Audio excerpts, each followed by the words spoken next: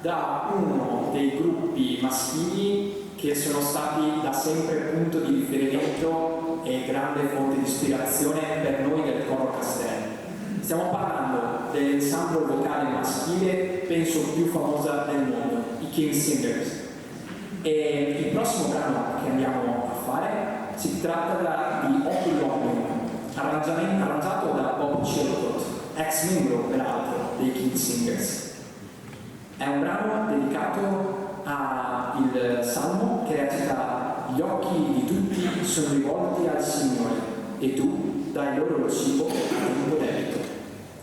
È un brano a 6 voci e il coro, per garantire il giusto equilibrio tra le parti, canterà a ranghi corti.